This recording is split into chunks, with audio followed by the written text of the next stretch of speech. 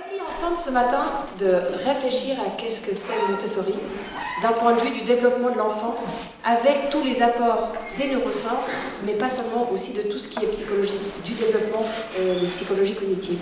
Quels ont été les apports récents qui font que ça ne fait que confirmer ce que Maria Montessori avait amené il y a plus de 100 ans. Et donc juste en 2 mots, j'ai un passé qui est encore parfois présent, d'enseignante. J'ai une formation Montessori, 6-12 ans, et puis j'ai eu le plaisir d'enseigner pendant 4 ans dans une école Montessori. Et ce que j'observais au quotidien, c'était tellement fascinant d'observer la joie de ces enfants d'apprendre en continu, de ne jamais s'arrêter, de ne pas être fatigué et de collaborer, que ça m'a vraiment touchée. Et ça m'a mené à faire une carrière plutôt scientifique, dans le but de comprendre ça, de comprendre qu'est-ce qui se passait. C'était tellement loin de mon vécu personnel que j'avais envie de comprendre qu'est-ce qui se passait dans leur cerveau. Donc j'ai fait une formation de bio-ingénieur et maintenant je fais un doctorat à l'université de Genève pour spécifiquement comprendre l'impact de cette pédagogie sur le développement du cerveau. C'est-à-dire comment les routes que l'on a dans nos cerveaux sont façonnées par notre environnement, par le vécu. Et comment ces enfants qui vivent un quotidien très différent d'une autre approche pédagogique, comment ça va façonner leur cerveau. Donc on va survoler ensemble ce que j'ai pu apprendre et ce que j'ai pu acquérir comme bagage pendant ces 3 années, un peu plus que 3, ces 3 dernières années, et comment ça m'a tout à fait transcendé de me dire mais c'est tellement évident la pédagogie Montessori. Donc on va commencer par une petite introduction sur le développement de l'enfant et on va regarder qu'est-ce qu'on parle, qu'est-ce que ça veut dire quand on parle de période sensible. Donc je vais vous impliquer. Vous comprendrez plus tard que l'engagement actif est nécessaire à un bon apprentissage et une bonne compréhension. Donc même si c'est un peu tôt, je vais vous faire participer. Quel âge ont les enfants que vous allez voir? Alors, vous gênez pas, criez.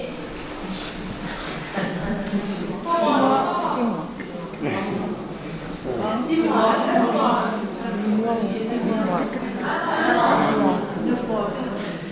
Mais comment vous le savez? Vous ne les connaissez pas, moi non plus, mais vous êtes basé sur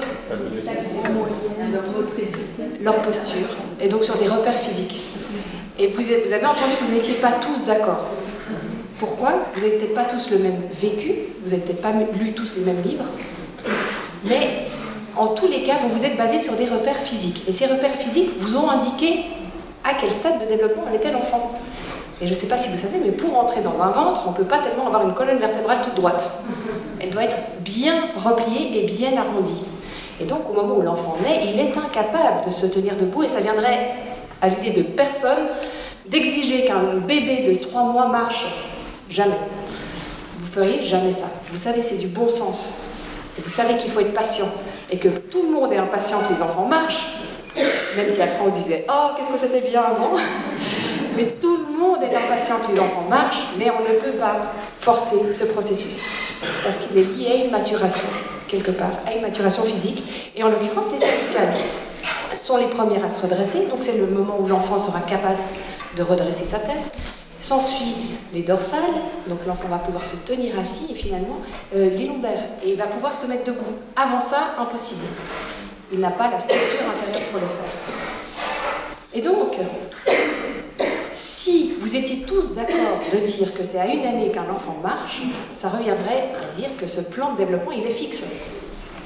Et donc, ça reviendrait à dire que tous les enfants de 4 ans doivent chausser de 28. Et vous êtes pourtant bien d'accord que ça n'est pas le cas. Et vous êtes d'accord d'admettre que ce que vous voyez, ces variations entre les enfants, ces variations physiques, ont le droit d'exister.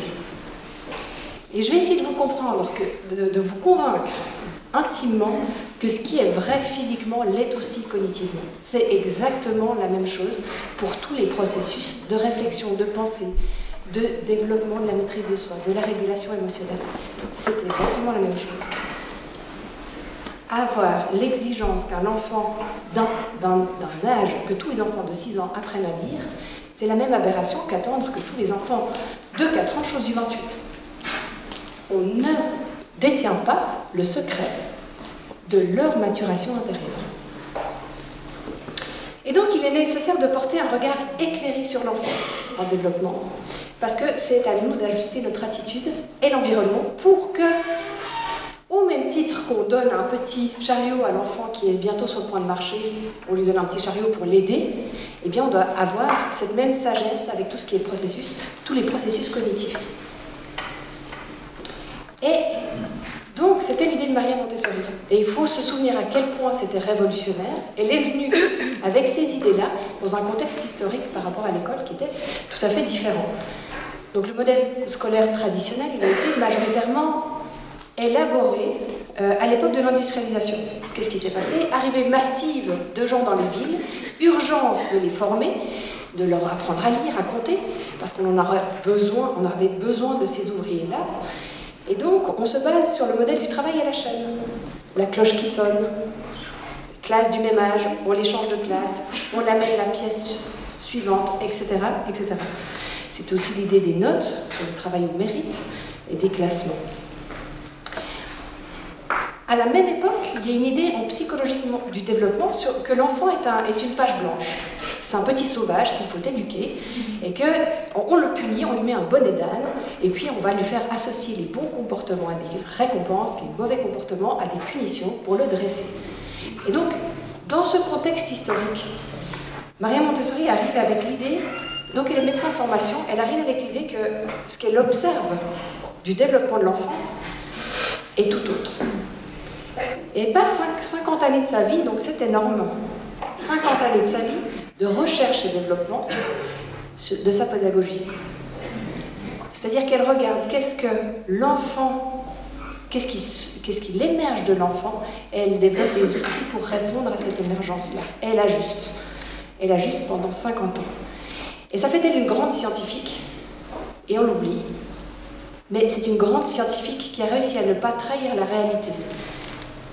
Et c'est pas donné à tous les scientifiques, parce qu'on a vite des théories, on a vite des idées sur qu'est-ce que c'est. Elle a réussi à ne pas trahir la réalité et à rester vraiment dans l'observation. Et c'est ce qu'elle appelait observer sans juger. Et qu'est-ce que c'est observer sans juger? C'est regarder une intelligence en construction, et non pas ce qu'on croit savoir de ce qui doit se passer. C'est pas facile, ça s'entraîne, mais ça nous permet, si on arrive à avoir cette attitude-là, de ne pas interférer avec les processus que la nature a élaborés. Il ne faut pas oublier qu'on est ici, aujourd'hui, avec un programme qui a été élaboré pendant des milliers d'années. La sagesse de la vie est inclue à l'intérieur de nous quand même quand on naît, et je vais vous donner un exemple. Vous voyez ce petit nouveau-né qui vient d'arriver, qui vient de naître. Imaginez, il est bombardé de stimuli. Il vient d'un univers protégé et tout d'un coup, il reçoit des milliers de stimuli et d'informations. La nature est tellement bien faite que ce petit bébé ne voit pas si bien que ça. Et qu'est-ce qu'il va voir? Il va être irrésistiblement attiré par deux points noirs qui ont une distance d'à peu près 10 cm. Ça correspond à quoi? Ça correspond aux yeux. Et cette distance-là, ça correspond à quoi? À la distance que l'on a avec la personne qui s'occupera de lui. Et donc ce petit bébé, il naît avec un programme intelligent qui va le faire s'orienter et s'attacher vers tous les êtres humains qui vont s'occuper de lui. Et vous savez quoi? La nature est suffisamment intelligente pour nous avoir équipés aussi d'un programme. Et c'est ce qu'on appelle, je crois, le gène du cuteness gene. On est équipé, on est programmé pour être attiré vers tout ce qui a des proportions de bébé. Les grands yeux, les petits nez, les grandes bouches, on adore ça. Et non seulement on adore ça, mais en plus, on a un élan spontané pour aller s'en occuper. Et c'est pour ça, donc ça c'est des expériences qui ont été faites en laboratoire, où on montre qu'on va être attiré plutôt par ce genre de visage.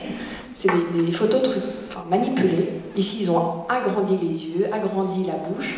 Et donc, ces dimensions-là nous attirent. Et les fabricants de jouets le savent bien.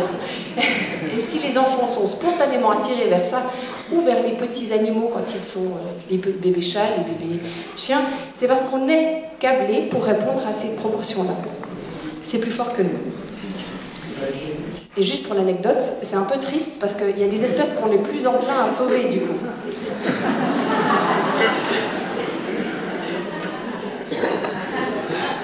Et ça existe, hein, le blobfish. Donc revenons à nos moutons. Ce petit bébé qui naît, qui vient, qui doit s'attacher.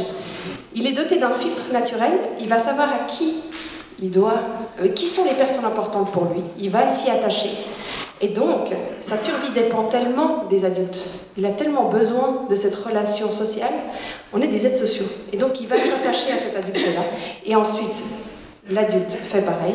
Et donc, quand cette relation est créée, la maturation de la vision continue son chemin et l'enfant va pouvoir intégrer plus d'informations.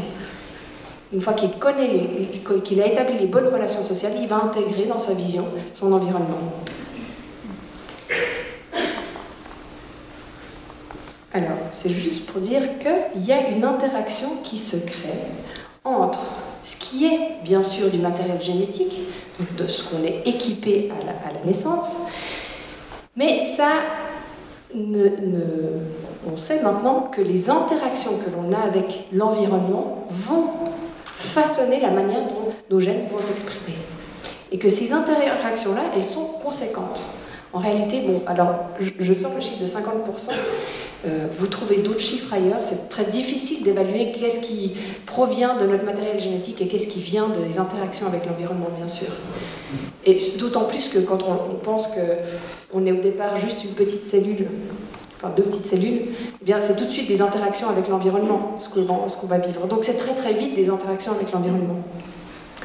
Mais une fois qu'on est nouveau-né, ces interactions sociales vont être primordiales et vont avoir une influence énorme sur comment on va utiliser notre matériel génétique.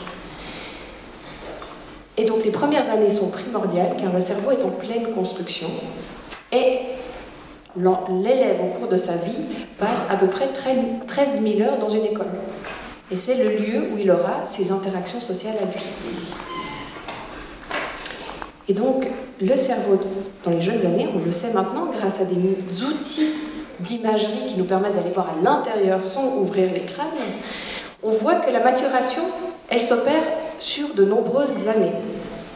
C'est-à-dire qu'un cerveau fini, maintenant on parle plutôt de l'âge de 30 ans. Donc, vous n'êtes peut-être pas tous adultes, et vous venez de l'apprendre, mais c'est un processus extrêmement long. Et qu'est-ce qui va se passer? Quand on parle de maturation et de plasticité cérébrale, ça regroupe beaucoup de processus, mais il y en a 2 qu'il faut vraiment retenir. C'est une question de connectivité. Le jeune enfant va commencer à s'imprégner de son environnement. Il faut imaginer ce jeune bébé qui naît, où qu'il naisse sur la planète, il doit s'adapter à son environnement. Et donc, il va faire des connexions sur toutes les informations qui l'entourent pour savoir qu'est-ce qu'il va devoir développer chez lui.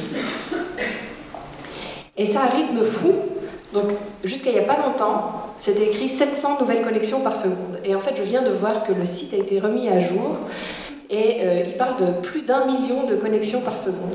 Alors, je ne sais pas comment ils mesurent ça exactement, mais c'est énorme. C'est juste, il faut se souvenir que c'est un rythme de construction qui est complètement énorme chez le jeune enfant. Et que nous ne vivrons plus jamais adultes. Tous ceux qui ont passé 30 ans, c'est fini. Déjà bien avant, c'est fini. Et quand on pense aux écrits de Maria Montessori qui parlent de l'esprit absorbant de l'enfant, eh bien, elle, sans imagerie et sans ouvrir des petits cerveaux de rat, elle était capable de dire que l'enfant s'imprégnait de sa culture à une vitesse folle. Et c'est-à-dire que tout ce qu'ils observent, tout ce qu'ils voient, tout ce qu'ils entendent, va se connecter à l'intérieur d'eux pour devenir un chemin possible. C'est-à-dire que l'enfant se dit que potentiellement, c'est quelque chose qui lui sera utile plus tard. Et quand on parle de connexion, c'est vraiment des réseaux cérébraux qui vont se former. Et ils vont se former d'une manière très logique, c'est-à-dire que d'abord, l'enfant va construire tout ce qui est plutôt sensoriel, et ensuite, il va venir à construire tout ce qui est son langage, et puis finalement tout ce qui est les fonctions cognitives supérieures. Et quand on parle de développement de l'enfant et de... Oups, voilà, je ne sais plus ce que je voulais dire. J'ai retrouvé. Et donc, tout d'un coup, ces connexions se font. Et on voit le nombre de synapses qui se font, c'est extrêmement dense pour la vision. Et il y a un moment donné, vous voyez la connexion synaptique elle est beaucoup plus grande que ce que l'on a adulte. Eh bien, qu'est-ce qui se passe? C'est ce qu'on appelle la période sensible des petits objets. Et c'est le moment où le jeune enfant, il a une forme de vision que nous n'aurons plus jamais. Il a accès à des informations visuelles que nous n'avons plus. Il voit beaucoup trop de choses. Et ça se transforme en un petit enfant qui voit les fourmis, les petits cailloux, qui voit tous les petits détails, qui va jouer avec les bijoux que vous avez ou les jolis petits boutons sur un pull. Et la bonne nouvelle, c'est que lui, il va voir que vous êtes allé chez le coiffeur. Parce qu'il voit tout. Il voit tout. Parce que la logique derrière tout ça, c'est qu'il doit s'imprégner, il doit s'imprégner de toutes ces informations. Et donc, dans un environnement Montessori, on trouve cet entraînement de la vision, ce qui est fait souvent par des mobiles. Et on voit un attrait ici d'un jeune bébé pour un mobile, ça nous ferait plus jamais le même effet. Si on s'allonge et qu'on regarde un mobile, on se dit bon, il a ces proportions-là, il est joli, ok, d'accord. Mais jamais on passerait de longues minutes à regarder chacun des détails et à se concentrer intensément sur un objet. Et je ne vais pas vous passer la vidéo en entier parce qu'elle dure 20 minutes. Mais on voit à quel point ils ont un attrait, ils ont cette persévérance à se former à ce dont ils ont besoin. Et donc ensuite, qu'est-ce qui se passe? Eh bien, il y a le langage et l'audition qui commence à se développer. Et quand on parle de l'audition, et c'est toujours un grand débat de savoir est-ce que les périodes sensibles existent, est-ce que c'est vrai qu'il y a des périodes critiques, c'est-à-dire que ce qui n'a pas été fait ne pourra pas être fait plus tard, est-ce que c'est vrai ou non? C'est un grand débat, je ne vais pas le trancher pour vous ici. Mais par contre, on sait certaines choses. On sait qu'un enfant, tous les sons qu'il entend, il entend tous les sons différents de la planète à sa naissance. Il est capable de discriminer, alors je ne peux pas vous les faire, mais c'est des sons chinois qui sont des différences de manière dont on positionne la langue et qui vont faire que ba et da vont sonner différemment. Et l'enfant discrimine ces différences-là, jusque là, vers l'âge de 10 mois, 1 an. Et tout d'un coup, il n'entend plus la différence. C'est-à-dire qu'il va se spécialiser. Ces petits êtres en construction, en fait, vont vers une spécialisation, ce qui est logique. On va petit à petit vers une spécialisation qui correspond à notre culture et notre environnement. Et donc, on perd certaines habiletés qu'on avait quand on était petit. Et entendre des différences de sons pour cette langue, pour une langue chinoise, par exemple, ou une autre, n'est plus possible quand on est adulte. Et je ne sais pas si vous avez déjà été exposé à la difficulté parfois de positionner correctement votre langue quand vous voulez faire un son dans une langue étrangère, et ce n'est pas toujours facile. Le jeune enfant n'a pas ce problème-là. Et c'est ce qui faisait dire à Maria Montessori qu'il suffit d'observer les enfants pour savoir ce qu'ils sont en train d'apprendre. Parce que ce développement-là va orienter leur intérêt intrinsèque. Ils vont s'orienter spontanément vers ce dont ils ont besoin. Au même titre que si vous mourrez de faim, eh bien, vous allez spontanément vous orienter vers de la nourriture. C'est cette idée que quand on a un besoin intérieur, eh bien, ça oriente nos sens et donc on est attiré intrinsèquement vers ce dont on a besoin. Et donc ce développement, je vous ai dit, on va vers une spécialisation. Donc on va perdre une certaine malléabilité au profit d'une certaine efficacité. Et donc les choses sont bien faites. Elles se construisent de manière logique, d'abord par tout ce qui est plutôt sensoriel, et ensuite, quand on a les informations du monde extérieur, qu'est-ce qui va se passer? Eh bien, on va vouloir communiquer avec cet univers-là. Et c'est le langage qui apparaît. On a les outils de base pour le langage, on a l'auditif, le visuel, on peut voir les mouvements des lèvres. On est capable, tout d'un coup, de prendre ces informations-là. On veut communiquer. C'est l'émergence du langage. Et une fois qu'on arrive à interagir avec cet environnement-là, qu'est-ce qui va se passer?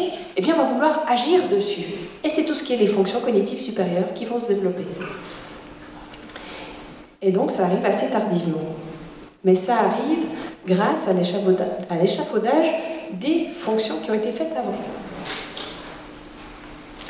Et on peut se dire, donc, les fonctions cognitives supérieures, c'est ce qui nous permet d'agir sur l'environnement. Et on peut se dire, quel est l'avantage humain d'avoir des petits êtres qui n'ont pas encore de fonction cognitive supérieure et qui donnent ça pendant quelques années. Alors imaginez l'effort et le coût énergétique pour des parents d'avoir des jeunes enfants. Donc pourquoi est-ce que c'est aussi rentable d'un point de vue de l'évolution d'avoir des jeunes enfants? Et pourquoi on n'est pas une espèce où les enfants deviennent autonomes beaucoup plus vite? Si vous y réfléchissez, on est assez mal barré quand même. On est des animaux, on n'a pas vraiment de carapace, on n'a pas vraiment de poils pour avoir chaud, on n'a pas tellement des longues dents féroces, et puis pourtant, on s'en sort pas si mal. Et on s'en sort pas si mal parce que même si ça a un coût et un investissement énorme pour un parent d'élever un enfant, eh bien, on a accès à ces fonctions cognitives supérieures qui nous permettent d'être incroyablement créatifs et d'être incroyablement innovants et donc de trouver des solutions à nos problèmes. Donc ces fonctions cognitives supérieures, elles arrivent assez tardivement. Et l'avantage de ne pas avoir de fonctions cognitives supérieures très rapidement, qu'est-ce qui se passe? Alors il y a des recherches qui ont montré que si on n'est pas doté d'un cortex préfrontal mature, donc fonctionnel, eh bien qu'est-ce qui se passe? On est beaucoup plus créatif et innovant. On est capable d'apprendre une langue beaucoup plus rapidement. Et donc, on apprend aussi beaucoup plus vite par renforcement. Donc, la logique au fait de ne pas être tout de suite des êtres qui se contrôlent et qui ont une maîtrise d'eux-mêmes, c'est que les enfants doivent apprendre vite beaucoup d'informations. Et ils peuvent le faire parce que leur cortex préfrontal est encore immature. Ils n'ont pas ce blocage que nous avons adultes, c'est-à-dire qu'adultes, on a de la peine à penser en dehors de ce qu'on a appris. On a de la peine à avoir cette souplesse. On s'inhibe très vite. Et les enfants n'ont pas ça. Donc, le bénéfice, c'est qu'ils vont être plus créatifs, plus innovants, ils vont penser de manière beaucoup plus aléatoire. Et je vais vous raconter une anecdote. On fait passer des expériences aux enfants où on leur donne une catégorie et ils doivent nous dire le plus de noms possible de cette catégorie pendant 1 minute. Et là, le jeune enfant faisait la catégorie des aliments. Et il me dit des aliments, il me dit pizza, spaghetti. Et tout d'un coup, il avait un blanc. Et tout d'un coup, il me dit, ah ben, hippopotame. Parce que peut-être on peut manger des hippopotames. Et c'est juste pour vous dire, c'est une pensée qu'on n'aurait jamais adulte. Parce que pour nous, on pense en mode autoroute et jamais on se permettrait de sortir du chemin. Ou alors, on le fait par challenge ou parce qu'il faut, mais l'enfant le fait très volontiers et très facilement. Et donc, il apprend beaucoup plus vite. Jusqu'à ce que ses fonctions cognitives supérieures se développent correctement. Et donc, quand on parle de fonctions cognitives supérieures, ça inclut le cortex préfrontal, qui est une des dernières régions à finir sa maturation. Et donc, ça commence vers l'âge de 9 mois et ça finit que vers 25 ans. Et encore, maintenant, on parle plutôt de 30 ans. Donc, c'est long. Et ça inclut le terme à la mode des fonctions exécutives, ce qui est toute cette volonté d'agir vers un but, de planifier nos actions, de prendre des décisions, de se contrôler nos actions, donc agir de manière congruente selon une situation, et d'avoir des comportements adaptés. Dans une école, ça donne quoi, ces fonctions exécutives? C'est toutes les fois où vous dites à un élève « Mais allez, mets-toi au travail, tu parles, mais t'as encore pas fini !» La procrastination. Quoi, t'as toujours pas fini? Mais je t'ai averti, il restait plus que 5 minutes. La gestion du temps. Il comprend les consignes à l'école, mais il sait plus ce qu'il doit faire quand il arrive à la maison. Donc la mise en pratique ou la mise en contexte. On dirait que ça entre par une oreille et que ça ressort par l'autre. Donc toutes les fois où vous dites ça, c'est qu'il y a un problème d'attention quelque part. Il connaissait sa poésie par cœur, mais une fois qu'il est arrivé devant la classe, il n'a plus su la dire. Donc c'est tout ce qui est gestion du stress, régulation des émotions. Et donc on peut, rien qu'en lisant ça, voir à quel point ces fonctions exécutives sont importantes au quotidien pour la réussite scolaire. Et c'est un terme, en fait, les fonctions exécutives, c'est un terme parapluie. Il y a beaucoup de modèles différents actuellement qui sont étudiés. Et moi, je reporte ici le modèle d'Adele, beaucoup utilisé par Adele Diamond, qui regroupe l'inhibition, la flexibilité mentale et le lien avec la mémoire de travail. Et pourquoi c'est aussi important? C'est parce qu'on sait actuellement que ces fonctions exécutives, elles prédisent beaucoup plus le succès scolaire que le QI. Et c'est comme si le QI, c'est une forme de potentiel. Mais si on n'a pas les outils correctement construits pour utiliser ce potentiel, eh bien, on ne peut pas réussir. Et c'est le drame parfois d'enfants surdoués, que vous avez peut-être entendu parler, qui ont un potentiel extraordinaire, qui apprennent vraiment vite et bien, mais qui ne développent pas les outils qui font qu'ils auront du succès à long terme, et qu'ils arriveront à surmonter l'adversité quand ils la rencontreront, etc. Et donc, pour vous faire comprendre qu'est-ce que c'est ces fonctions exécutives, je vais demander à une personne de dire très vite, non pas le nom, non pas le mot qui est écrit, mais de dire à quelle position est écrit ce mot-là. Alors, tout le monde fuit du regard, mais je vais vous demander, vous m'avez regardé vite, de dire le plus vite possible la position. Haut. Là c'est en haut. Alors ce serait par exemple, je vous fais la première ligne. Haut, gauche, droite, bas. Non, haut, gauche, bas, droite. Et puis, oui. Bas, droite, gauche, haut, droite, bas. Voilà. Et puis maintenant, vous continuez à me dire la position. Non pas le mot écrit, mais la position.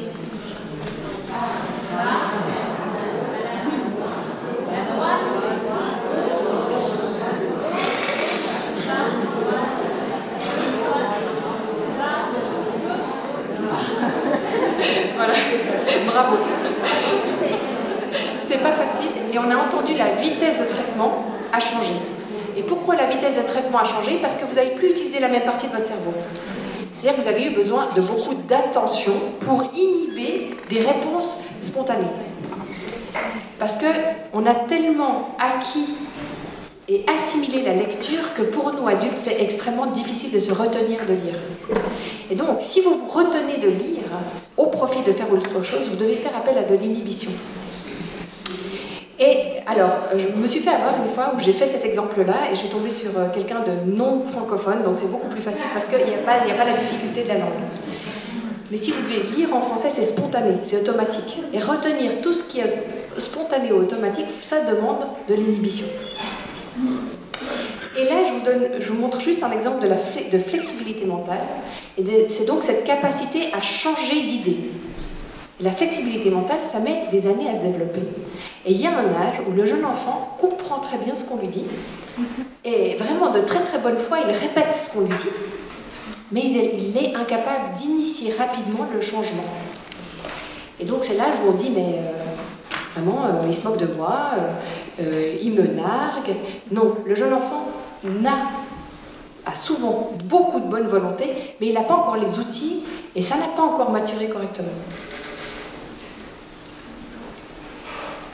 Donc c'est un jeu où l'enfant doit trier des cartes. Il reçoit une première consigne, c'est le jeu des formes. Il doit classer les cartes selon leur dessin. Et à un moment donné, l'expérimentateur change de consigne et il dit maintenant, toutes ces cartes-là, tu vas les classer selon leur couleur. Et vous pouvez écouter l'enfant qui comprend pertinemment la consigne mais qui n'arrive pas à l'appliquer. If I show you a boat like this, I want you to put it into this box. But if I show you a rabbit like this one, I want you to put it over here. Look, here's a red boat. Which box does that go in? Okay. Boats go here, rabbits go there in the shape game. Look, here is a blue rabbit. Which box does that go in? Okay. All right, now, you know what? We're going to play a new game. We're not going to play the shape game. We're going to play the color game. In the color game, if I show you a blue one, you have to put it in this box. But if I show you a red one like that, then I want you to put it over here, okay? All right, look at this. Here's a red boat. Which box does that go in the color game?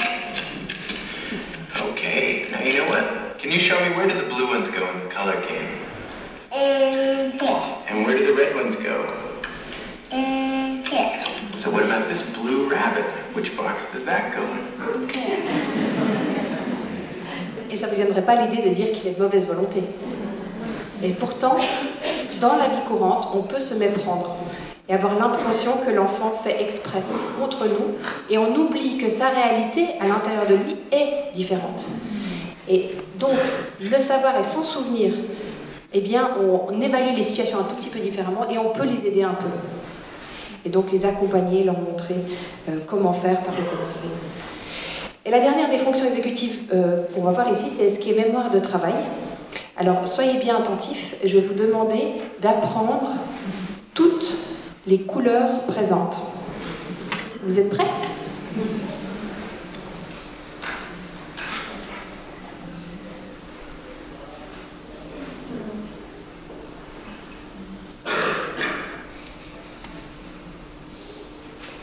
Voilà, et maintenant je vais vous demander de me les redire par ordre alphabétique.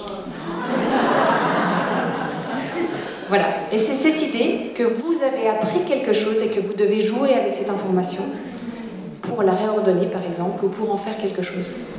Et c'est une autre, ça n'est pas juste apprendre en faisant des boucles dans votre tête, mais c'est vraiment apprendre et mettre, échanger et mettre dans un autre contexte. Et donc cette mémoire de travail est extrêmement importante pour tous les processus d'apprentissage, pour faire des transferts vers de la mémoire à long terme, pour mettre en lien des informations. Et donc ces fonctions exécutives, on fait beaucoup parler d'elles, parce qu'au moment où on a réalisé leur importance sur le succès scolaire, eh bien on s'est dit, comment est-ce qu'on peut faire pour les entraîner? Et puis il y a eu beaucoup de recherches là-dessus ces 20 dernières années. On a vu que tout ce qui était sport, donc toutes les activités motrices qui ont un but, où on doit mémoriser des séquences, ont une énorme influence sur le développement des fonctions exécutives, les instruments de musique, les danses de salon, etc. Et surtout le contexte scolaire. Et je vous invite à aller voir et vous renseigner plus sur tout le travail d'Adele Diamond là-dessus, qui est très précieux, et qui montre à quel point le contexte scolaire et la pédagogie utilisée influencent le développement du cerveau. Et devinez quoi, Montessori fonctionne bien. Adele Diamond.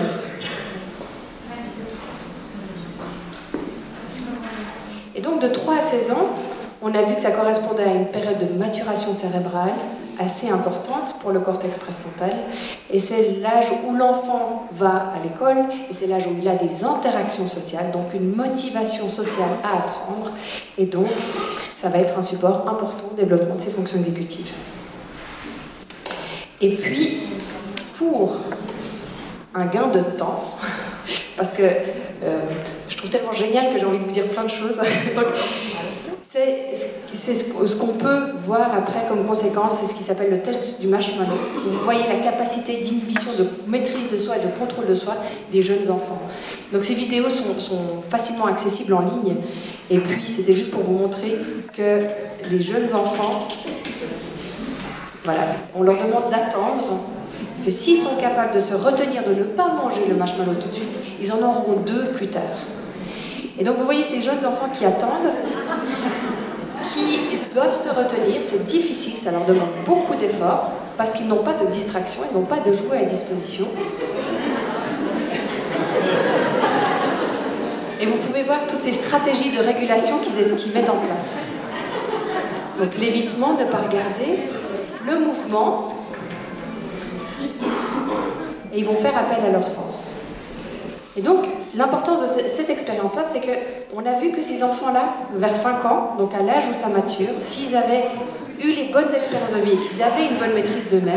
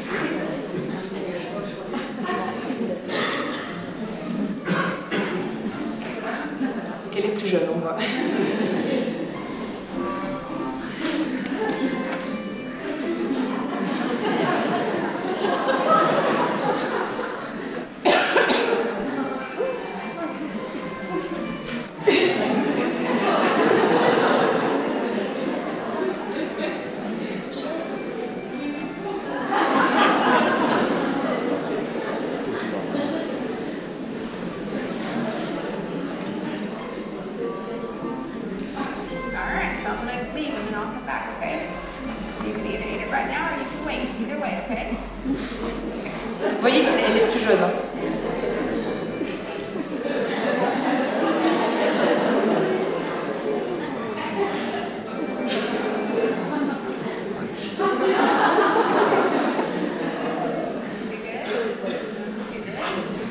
You wanted to eat it, didn't you? Yeah. So that's how you eat it. Whoa.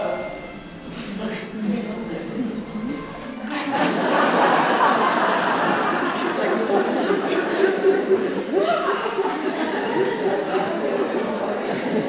Et là où cette expérience a été importante, c'est qu'ils ont remarqué que les enfants qui, à 5 ans, avaient développé correctement une inhibition, donc une bonne maîtrise d'eux-mêmes, et on les retrouvait plus tard dans leur vie avec beaucoup plus de succès professionnel, personnel, des relations sociales plus stables, etc. Ce qui est logique, cette capacité à planifier, à se retenir, donc avoir un retard de gratification, c'est nécessaire pour se maîtriser, enfin, dans la maîtrise de soi, etc.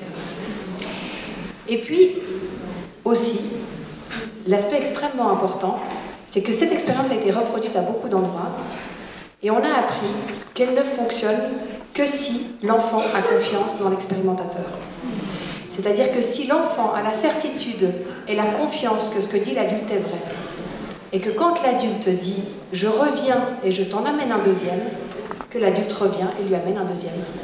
Sinon, stratégie de survie, on le mange tout de suite, parce que tout ce qui est pris est pris.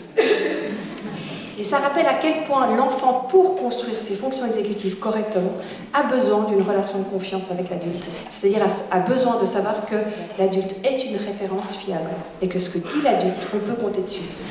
Alors, ça permet à l'enfant de prendre sur lui tous les efforts que ça lui coûte. Je ne sais pas si vous avez vu les efforts de ces enfants, la difficulté, et on les voit faire « n'est peut-être pas possible », commencer à se balancer pour recharger leur batterie attentionnelle, etc. Donc ils seront d'accord de faire cet effort si c'est vrai et que ça vaut le coup et ils nous font confiance. Et donc de ne pas rompre ce lien de confiance et à quel point on est responsable d'assurer un environnement serein.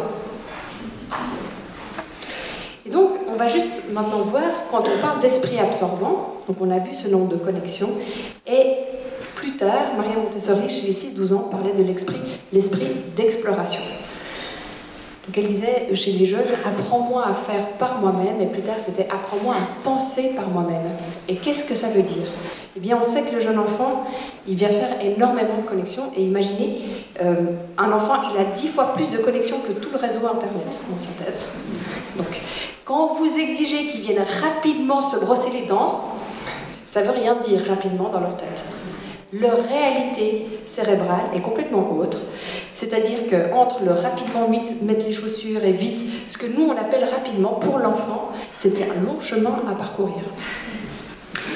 Donc ils ont une vision hyper détaillée de tout. Par contre, ils n'ont pas d'efficacité. Heureusement pour l'être humain, on a été bien pensé, c'est-à-dire qu'à un moment donné, tout ce qui ne va pas être utilisé, tout ce qui ne va pas être utile va mourir. Et c'est ce qu'on appelle l'élagage neuronal. Et donc, ce jeune enfant qui avait une hypervision va éliminer les synapses qui ne lui sont pas utiles. Ce jeune enfant qui entendait tout va éliminer tout ce qu'il n'aura pas besoin pour sa langue à lui, etc. Et c'est ce qui fait que quand on dit « apprends-moi à penser par moi-même » plus tard, c'est la même idée. On leur a construit des autoroutes. Et c'est ce qui fait que l'enfant de 12 ans, si on lui demande de faire quelque chose rapidement, il a les capacités de le faire. C'est-à-dire qu'il a déjà des chemins qui sont construits. Et donc il faut imaginer que le jeune enfant passe un peu d'une grande jungle à des autoroutes dans sa tête. Et quand on attend d'eux qu'ils aillent parfois beaucoup plus vite que ce qu'ils ne peuvent réellement. Et donc nous, on a une vision beaucoup plus globale. Pas tout le monde verra que vous êtes allé chez le coiffeur. Par contre, tout le monde pensera beaucoup plus vite. Et il faut aussi savoir une chose, c'est que les routes qui vont se construire dans le cerveau de l'enfant, eh bien, elles répondent... On est, d'un point de vue de l'évolution, on est assez flemmard. Hein. On a un peu la loi du moindre effort dans le cerveau. C'est-à-dire qu'il y a des stratégies qui nous coûtent très peu d'énergie, mais qui ne sont pas efficaces. Et il y a des stratégies qui sont hyper efficaces, mais hyper chères en énergie. Et ce serait un déplacement un peu aléatoire de nos pensées. Un peu comme les jeunes enfants. Et puis, heureusement pour nous, on est un peu entre les deux. C'est-à-dire qu'on investit un certain coût énergétique, donc tout le glucose qu'on doit manger, mais il est rentable. Et donc, ces chemins-là vont se construire de manière optimale. Donc maintenant, ça nous mène à une autre caractéristique, c'est que pour construire ces chemins optimaux, eh bien, on a besoin de quoi? On a besoin d'une forme de liberté de choix. Parce que ces routes, elles vont se faire parce qu'on apprend à prendre des décisions. Et donc, on est donc vers ce jeune enfant qui a des sens qui sont relativement bien développés, une forme de langage, et maintenant qui met à profit ses fonctions cognitives supérieures. Et comment est-ce que ça va se profiler? Eh bien, on sait maintenant qu'il y a une forme... Jusqu'à maintenant, on pensait que c'était grâce aux fonctions cognitives supérieures qu'on se régulait. Eh bien, on sait maintenant qu'en fait, le jeune enfant, ce qui va l'amener à se réguler, c'est d'abord ce qu'il va ressentir, c'est ses émotions. Et que c'est l'amygdale ici, qui est ce qui fait qu'on repère ce qui est important pour nous dans l'environnement, va amener et va guider le cortex préfrontal à se réguler. Et c'est cette discussion-là qui va s'opérer dans le cerveau entre ces deux régions. Et donc, pour qu'il y ait une bonne régulation de l'enfant, il faut aussi que l'enfant puisse vivre certaines choses.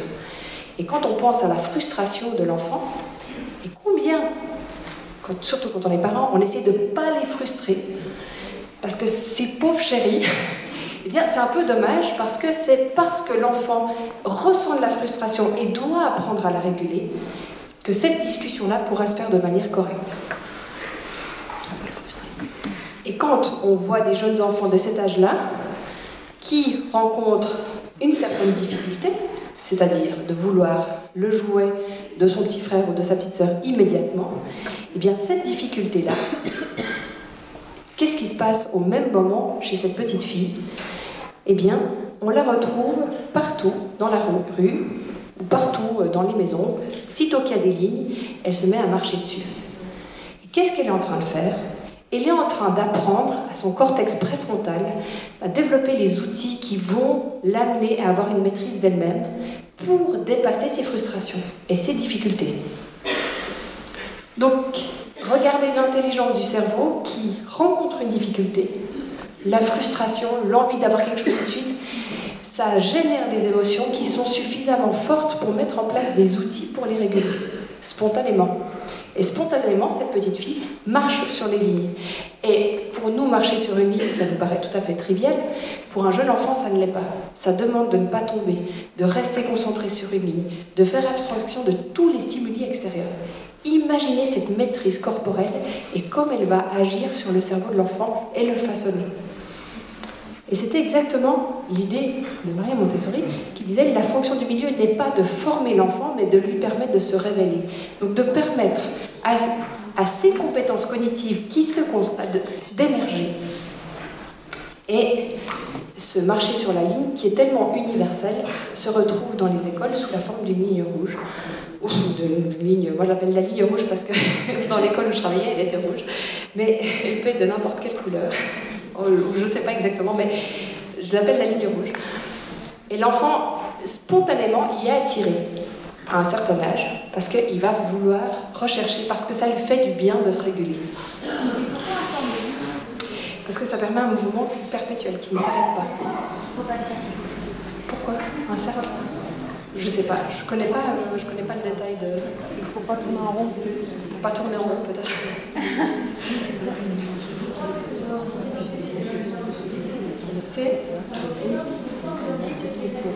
Ça représente l'orbite terrestre. Merci. Ah non, c'est pas ça. La serre, c'est toujours le même mouvement.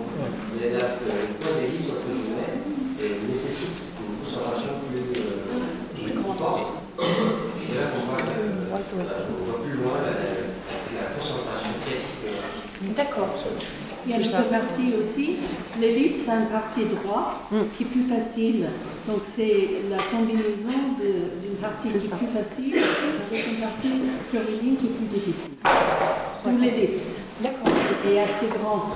Celui-là c'est trop petit. Je ne sais pas si vous avez tous entendu, mais c'est l'idée que l'ellipse, en fait, n'est pas oblige à avoir des mouvements différents. Il y a une partie qui est plus droite, donc c'est moins difficile pour l'enfant, et une partie incurvée qui va nécessiter beaucoup plus de concentration pour l'enfant.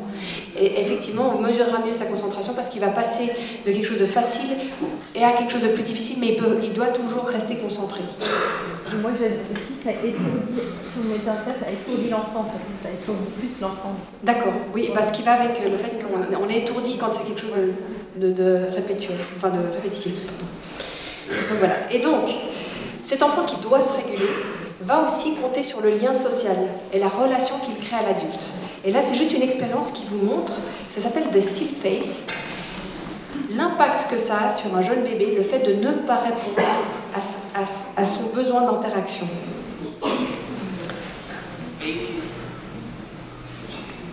Alors, il demande à une maman de venir avec son enfant au laboratoire, d'interagir avec le bébé, et à un moment donné, d'arrêter d'interagir complètement, de ne pas répondre.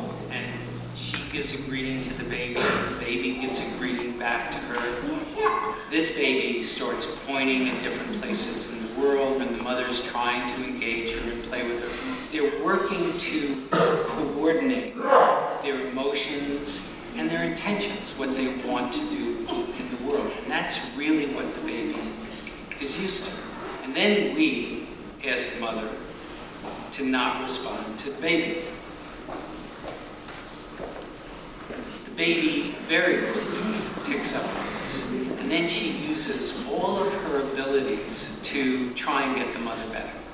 She smiles at the mother. She points because she points. The baby puts both hands up in front of her and says, "What's happening?" She makes that screechy sound at the mother, like, come on, why aren't we doing this? Even in this 2 minutes, when they don't get the normal reaction, they react with negative emotions, they turn away, they feel the stress of it, they actually may lose control of their posture because of the stress that they're experiencing.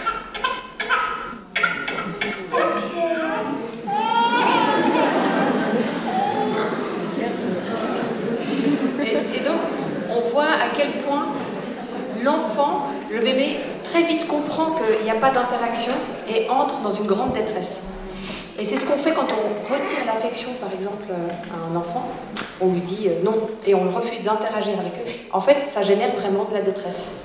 Et quand ça génère de la détresse, ça génère une interférence avec un développement du cortex préfrontal et donc de la maturation de la régulation émotionnelle correcte. Il y a une autre caractéristique dans une école Montessori, c'est que les enfants ont de longues périodes de concentration.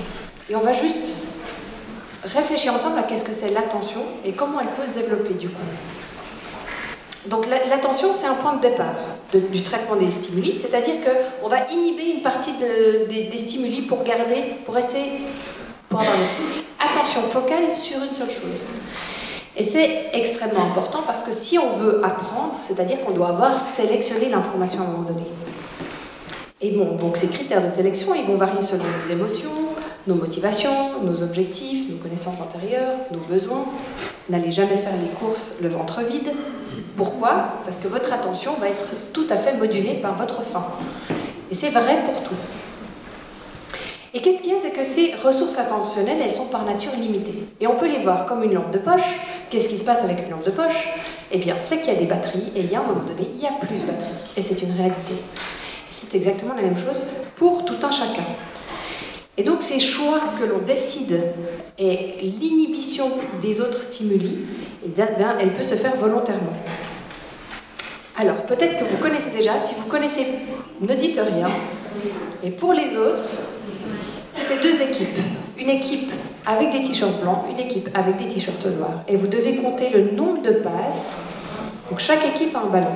Et vous devez compter le nombre de passes de l'équipe avec des t-shirts noirs. Donc ils vont jouer de manière conjointe. Et puis vous devrez me dire le nombre de passes qu'ils se font.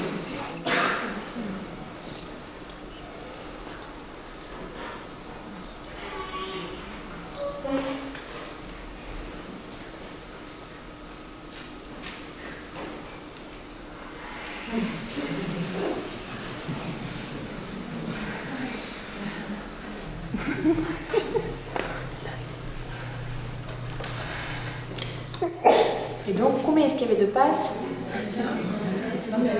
17. 17. Qui c'est qui n'a pas vu de gorille? Oh, tout le monde connaît. Donc, il y a un gorille qui passe. Et en fait, l'idée c'est que on ne voit pas le gorille. Est-ce que quelqu'un n'a pas vu le gorille? Ah! Ah, il y a quand même des gens qui... Est-ce que vous voulez revoir la vidéo?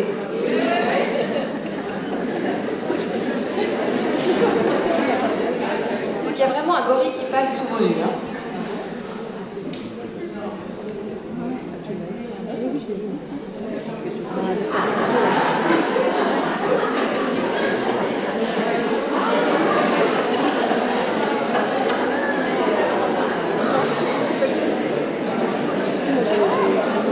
Et donc c'est même pas un trucage.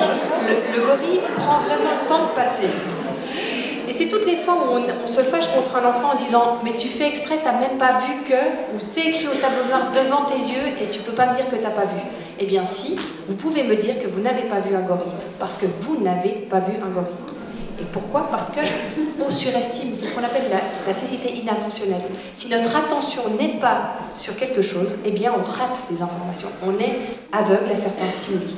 Et donc comme on surestime nos capacités attentionnelles, on est sûr que puisqu'on y était, on a tout vu, eh bien on va aussi surestimer celle des autres. Et donc celle des enfants. Et on a l'impression qu'ils étaient là, et nous on a été très clairs, on a dit quelque chose, donc évidemment qu'ils ont entendu. Et s'ils n'ont pas entendu, c'est qu'ils sont vraiment de mauvaise foi et peut-être qu'ils mentent. Non, on peut être complètement aveugle et sourd à certains stimuli. Simplement, regardez des enfants très concentrés qui ne vous entendent pas. Ils ne vous entendent pas, ils font rien contre vous, ils ne vous entendent pas, leur attention est ailleurs. Et c'est aussi pourquoi il faut faire attention à ne pas surcharger l'attention. Et on ne traite qu'une seule chose à la fois. Et c'est ce qu'on voit bien et ce qu'on retrouve dans un matériel Montessori, c'est-à-dire que c'est une seule difficulté à la fois, une seule nouveauté. L'enfant peut mettre toute son attention dessus. Et naturellement, ça ne va plus l'intéresser le jour où il la maîtrise, parce que son attention va être portée plus loin.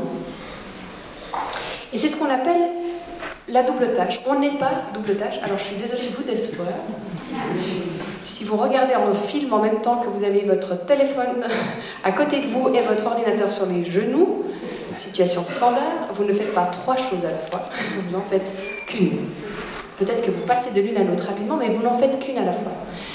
Et ça a été mesuré en laboratoire, c'est-à-dire qu'on ne traite pas une information qui survient tout de suite après une autre. On appelle ça le attentional break. Et je vais vous montrer. Donc ici, c'est une petite vidéo.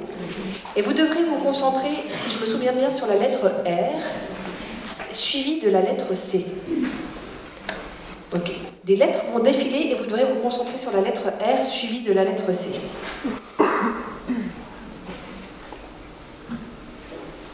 Donc c'est ce qu'on appelle le attentional blink. Et le fait que le cerveau, il est limité, il a des ressources attentionnelles limitées. Donc ils disent, préparez-vous, parce que dans un petit moment, il va y avoir un flot de lettres. Et vous devez regarder le R, qui est suivi du C. La plupart d'entre vous, vous allez voir le R consciemment, mais vous ne verrez pas le C qui suit, parce que votre attention, vos ressources attentionnelles sont focalisées sur le R, ce qui vous rendra aveugle à ce qui vient juste derrière. Alors attention, ça commence.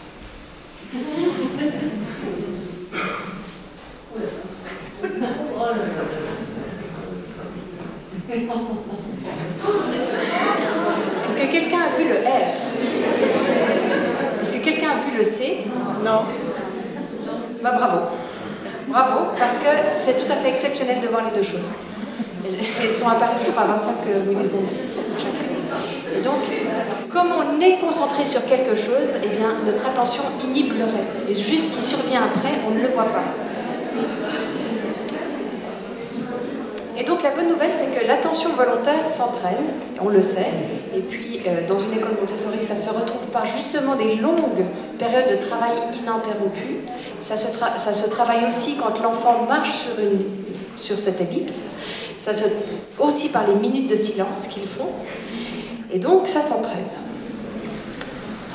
Et c'est aussi l'idée d'avoir une seule difficulté à la fois et un travail autonome, c'est-à-dire qu'on peut gérer notre rythme d'apprentissage de manière individuelle. The monkey business illusion. Et je veux juste vous faire réfléchir. Donc on peut entraîner l'attention, c'est génial. Mais jusqu'où est-ce qu'on peut entraîner l'attention? Alors, je vous montre une petite vidéo de joueurs qui jouent avec une balle. Ils vont se faire une passe et vous devez compter le nombre de passes des joueurs qui ont un t-shirt blanc. Vous êtes prêts? Oups là. Décidément. The monkey business. Alors, ceci.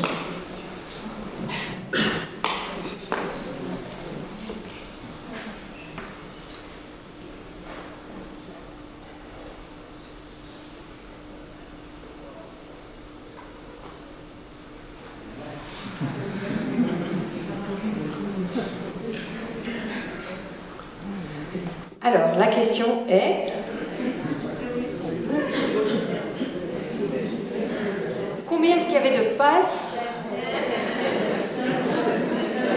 Qui est-ce qui a vu le gorille?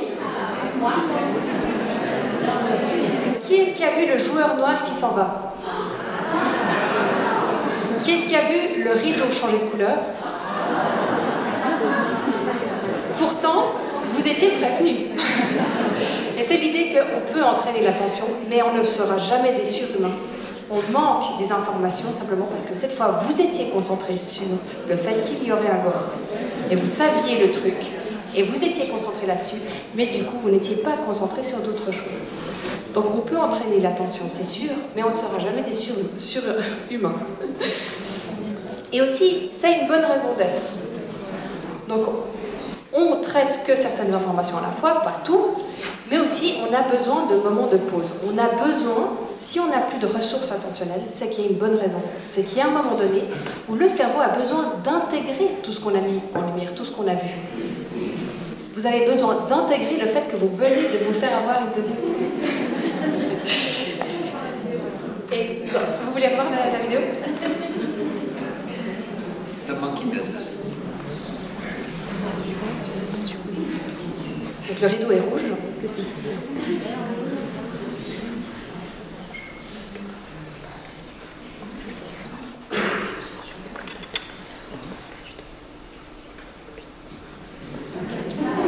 Il y a un joueur qui est parti.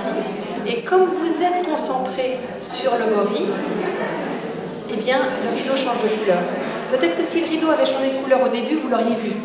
Mais comme là, vous êtes concentré, parce que vous êtes content que vous le voyez,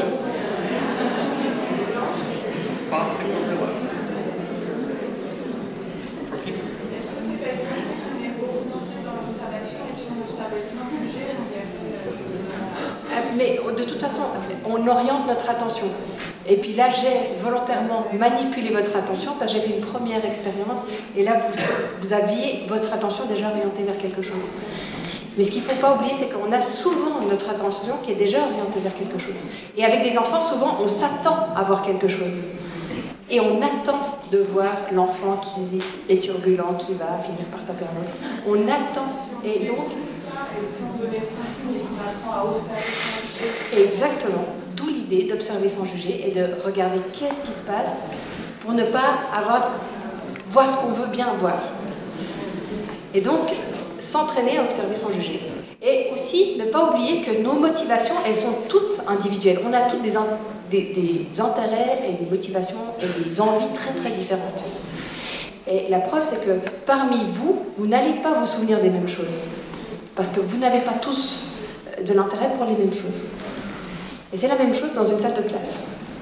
Et quand on enseigne une matière à 24 élèves, c'est pas du tout surprenant d'un point de vue traitement de l'information que la moitié des élèves n'aient pas retenu l'information. Bon, ils n'avaient pas leur intérêt là-dedans. D'où l'importance d'un libre choix, où on peut orienter, apprendre selon notre orientation, notre intérêt. Et aussi d'avoir des moments de pause, parce que dans ces moments de pause où on n'a plus de batterie attentionnelle, qu'est-ce qui se passe? Et c'est tous les moments où vous n'êtes plus vraiment concentré sur ce que je dis, et je vous en veux pas, même si vous continuez à me regarder avec un grand sourire. Non, je vous en veux pas, parce que qu'est-ce que vous êtes en train de faire? Votre esprit a rebondi sur quelque chose que je viens de dire, et vous le mettez en perspective. Ça vous rappelle un souvenir. Vous pensez à vous dans une situation. Et qu'est-ce que vous êtes en train de faire? Vous êtes en train de mettre en abîme ce que vous apprenez. Et donc vous êtes en train d'intégrer l'information. Et on a tous besoin de ces moments de pause. On a aussi besoin de moments où on n'est pas stimulé parce qu'on va faire appel à ce qu'on appelle le mode par défaut. Et il y a tout un pan de recherche qui s'ouvre actuellement par rapport à la créativité. Et je vous encourage à aller voir tous les travaux de Roger Beatty, il s'appelle, qui travaille sur la créativité et l'importance du mode par défaut. C'est-à-dire, plus on est capable d'avoir des moments où on ne fait rien, plus on sera capable de générer les bonnes idées.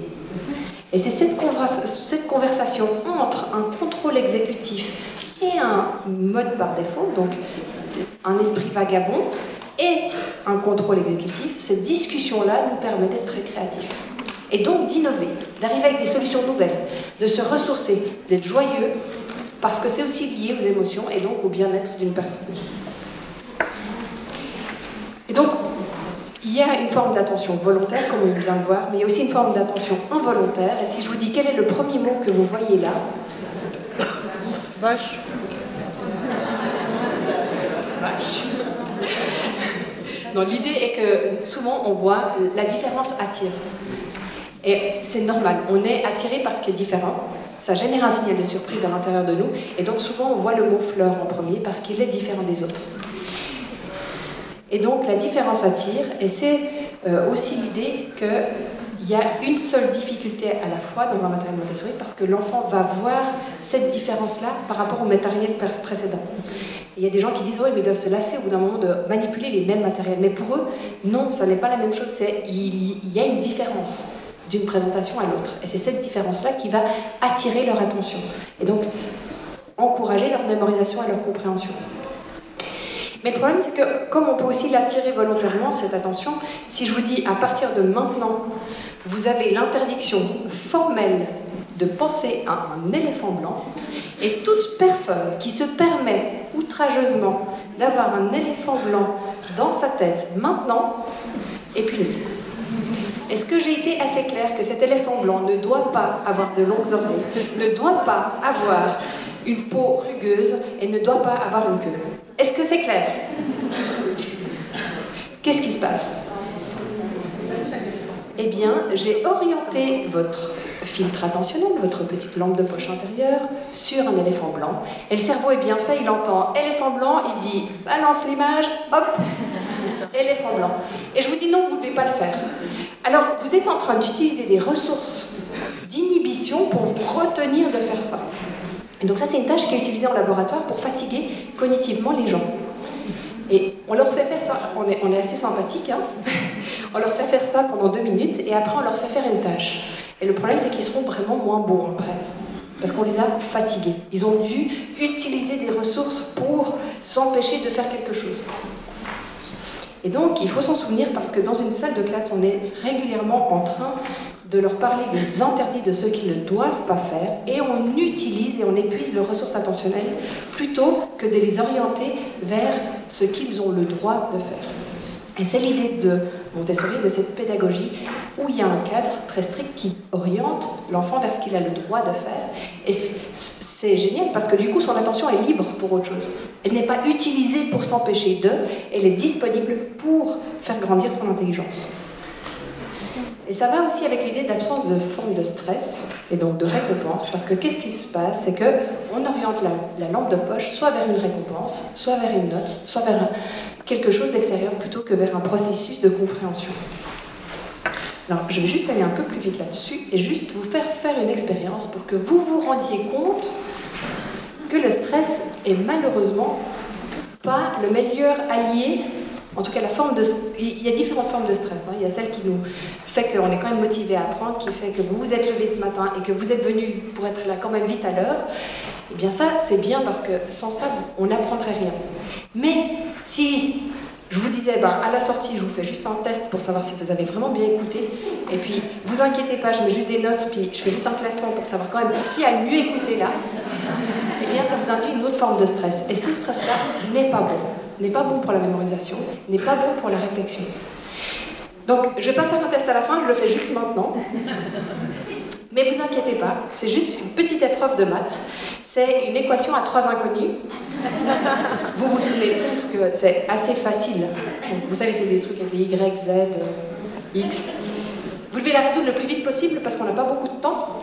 Et après, je vais pointer quelqu'un pour dire les réponses à voix haute. On est tous adultes, hein, ça va. Même les enfants de 8 ans y arrivent, donc on va y aller. Est-ce que vous êtes prêts? Non. Vous n'avez pas le droit d'écrire, hein, c'est oral. On y va.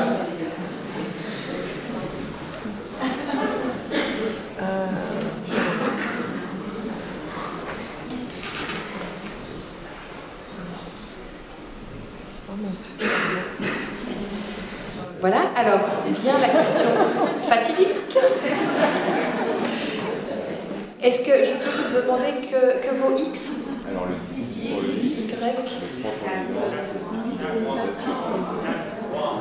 qui n'a pas trouvé la bonne réponse? Non. Alors, j'ai bien fait mon travail, j'ai induit suffisamment de stress en vous pour vous empêcher de réfléchir correctement. Et l'air de rien, et sans s'en rendre compte, et je veux bien croire que souvent sans s'en rendre compte, on induit du stress chez les enfants. Que ce soit en parlant du temps, de la pression temporelle, avec des questions de comparaison. J'ai voulu vous rassurer en vous disant que des enfants de 8 ans y arrivaient. Ça ne vous a pas rassuré pour un sou. En vous disant que je pointerais quelqu'un pour dire la réponse à voix haute, que vous n'aviez pas le droit d'écrire, vous n'aviez pas le droit d'avoir une solution à disposition, etc. Eh bien, qu'est-ce qui s'est passé? Quand on induit cette forme de stress, ça vous empêche d'accéder à vos fonctions cognitives supérieures. C'est la même idée que le jeune enfant ne peut pas attendre pour son marshmallow s'il n'a pas confiance dans l'adulte. Si on est stressé pour une situation, on fait appel à d'autres régions qui ont plus attrait à la survie. Et en plus, on va commencer à émettre des hormones de stress qui sont délétères sur du long terme. Et donc ces réponses de survie que l'on a, et heureusement qu'on les a, parce qu'elles nous sont quand même bien utiles, mais c'est tout ce qui est lié à ce qu'on appelle le fight or flight response. C'est quand on se sent en danger, eh bien on a envie soit de devenir agressif, et c'est les enfants qui sont parfois agressifs dans les classes, qui peuvent pousser, s'énerver, crier, taper, ou alors flight, c'est ceux qui commencent à filer, à se lever, à partir, ou alors les enfants qui deviennent aussi passifs. Alors ils sont géniaux ceux-ci parce qu'ils ne dérangent pas la classe, mais c'est pas ça quand même, il faut savoir qu'ils ne sont pas en train de construire leur intelligence. Ils sont passifs, ils ne vous dérangent pas, certes, mais ils ne sont pas en train de construire leur intelligence. Et ils ne sont pas heureux.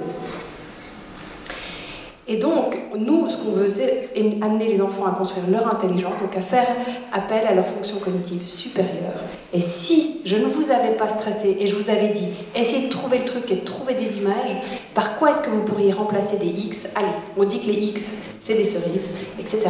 Et là, en 3 fois, rien de temps, je vous demande que vos cerises, que vos bananes, que vos oranges. Qui n'a pas eu la bonne réponse? Voilà. Et donc, les maths, ça n'est pas compliqué. C'est une façon d'amener des stratégies et d'aider l'enfant à avoir cette flexibilité mentale, de transformer, de se donner les moyens de surmonter des situations. Et donc, on peut, en tant qu'adulte, aller dans une direction ou dans l'autre. Et le résultat, alors même si vous vous en souviendrez sacrément longtemps de ce X, Y, Z, où je vous ai fait peur, vous aurez appris beaucoup plus par rapport à cette situation-là.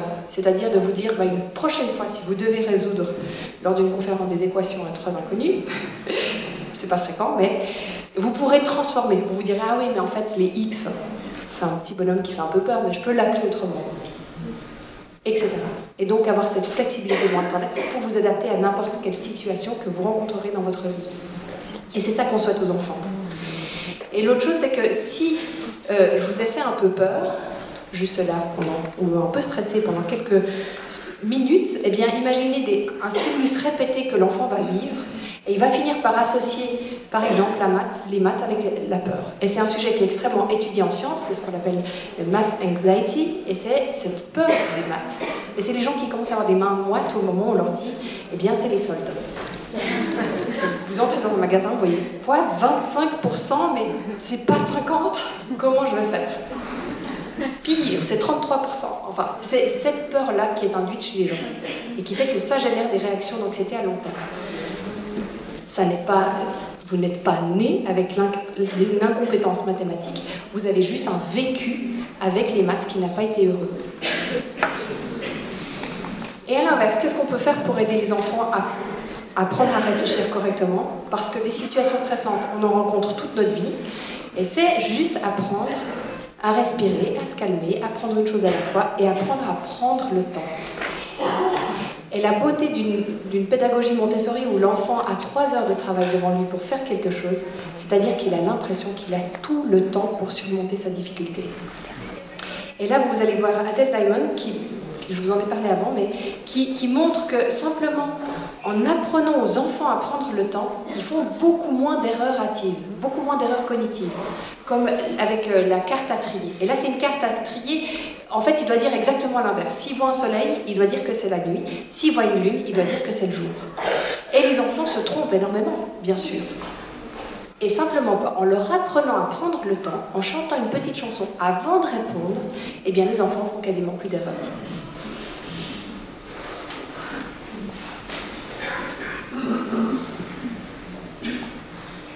A child is shown a picture of the sun and asked to say night. And when shown a picture of the moon, he should say day or morning. What do you say when you see this? Day. Yes. And what do you say when you see this? Night. Yes. Day. The little boy is going on automatic and making mistakes. Morning. Night. He was rushing himself. He wasn't taking the time he needed.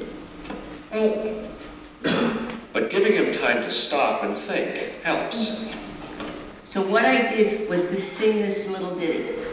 Think about the answer, don't tell me. You might think that it's interference, but instead it gives him the time to figure out the answer. Now can you tell me? What do you say? Morning. Think about the answer, don't tell me now. Night. Et elle a vraiment montré que ça faisait toute la différence. Et dans une pédagogie Montessori, justement, c'est l'idée que l'enfant a le temps, apprend à prendre le temps d'arriver à une réponse. Elle ne fait pas la course pour la bonne réponse, mais elle fait la course pour lui-même, pour le processus de comprendre. Et je vous assure que j'ai rencontré beaucoup d'adolescents qui ont fait Montessori, et ils ont une planification de leurs actions et une attitude dans leurs réponses et dans leurs réflexions qui est complètement différente, qui n'est pas dans l'impulsivité ou dans vite faire ou dans l'apparence, mais qui est totalement différente. Et c'est tout à fait logique si on pense que ces enfants-là sont entraînés à penser comme ça tout au long de leur reste de l'année. Donc leur route se construit de cette manière-là. Et finalement, le dernier point que je veux vous dire, si je ne vous ai pas encore épuisé toute votre attention, c'est par rapport à l'autocorrection de l'erreur. Et c'est juste pour rappeler à quel point on oublie qu'on est né pour apprendre, qu'on est né pour apprendre en faisant des erreurs. Et que c'est parce qu'on fait des erreurs qu'on apprend et qu'on va plus loin. Et qu'on n'est pas né avec les bonnes réponses. Mais on est né avec les moyens de trouver des bonnes réponses. Et on peut se demander, mais pourquoi est-ce qu'on fait des erreurs? Parce qu'on est quand même des sacrées machines et on continue à faire des erreurs. Eh bien, vous l'avez vu, votre attention est limitée. Et donc, vous ratez un certain nombre d'informations. Et simplement rater des informations fait que vous allez faire des erreurs. Et heureusement, c'est aussi un système de survie interne. On ne veut pas griller notre disque dur. Donc, on élimine une partie des informations. Et grâce à ces erreurs-là, regardez où on en est aujourd'hui. Et le nombre d'inventions et d'innovations qui ont été faites grâce à des erreurs. Et donc, on a une façon d'apprendre qui est un peu, même si vous avez une anxiété des maths, rassurez-vous, vous êtes des statisticiens hors pair, votre cerveau fait en permanence des prédictions de qu'est-ce qui va se passer, et vous testez avec la réalité. Et c'est comme ça qu'on apprend. On apprend parce que si la réalité ne correspond pas tout à fait à ce qu'on a prédit, eh bien, ça génère un signal de surprise. Et ça va orienter notre attention, et on va être capable de prendre en compte la situation, et de s'en souvenir et d'apprendre. Donc on a une structure dans le cerveau qui est dédiée à la détection d'erreurs et à sa correction, si c'est pas fabuleux. Et on le note de différentes manières quand on étudie le cerveau, mais il y a quelque chose qui s'appelle le mismatch negativity, c'est-à-dire qu'on voit que le cerveau, tout d'un coup, génère un signal particulier quand quelque chose est différent. Et c'est pour ça que vous aimez autant les blagues, parce que c'est un signal de surprise pour vous. Et imaginez les émotions positives que ça génère.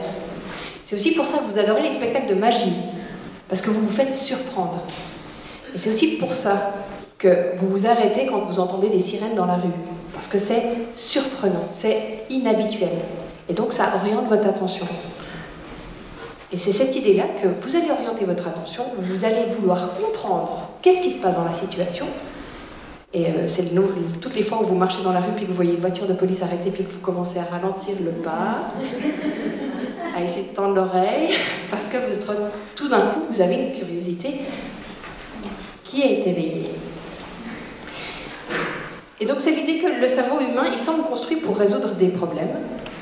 On aime résoudre des problèmes. Et c'est ce qui arrive quand vous avez vraiment plus de problèmes dans votre vie, que vous êtes en vacances, que tout va bien, mais que vous cherchez quand même des problèmes. Et le matelas, quand même, il pourrait être un petit peu plus smooth. C'est parce qu'on aime résoudre des problèmes. Et puis, c'est pour ça que dans une pédagogie Montessori, l'apprentissage se fait principalement par essai-erreur. Et l'enfant va devoir en permanence trouver une solution. Et donc il apprend que c'est enfin, il n'apprend pas, en fait il continue naturellement à développer cette compétence d'essai-erreur. Et ça génère en lui beaucoup d'intérêt et de curiosité. Et il va comprendre que dans la vie, peu importe le problème, il y a toujours des solutions. Et il a cette confiance-là que quelle que soit l'adversité, on peut la surmonter. Et c'est aussi pour ça qu'ils ont besoin... Donc, ça génère un signal de surprise dans le cerveau, on a notre attention tout orientée, et donc on a besoin d'un retour d'information assez direct, de savoir pourquoi ça n'a pas fonctionné. Et c'est l'idée du matériel autocorrectif, c'est que tout de suite l'enfant a l'information que ça ne va pas. Et donc il cherche. C'est pas une semaine après où on rend le test et on lui dit « tu as cette note-là, donc c'était faux ». Pour lui, ça ne veut plus rien dire, c'est hors contexte. Il a besoin de savoir tout de suite où était son erreur pour se corriger, le plus rapidement possible du moment où il l'a faite.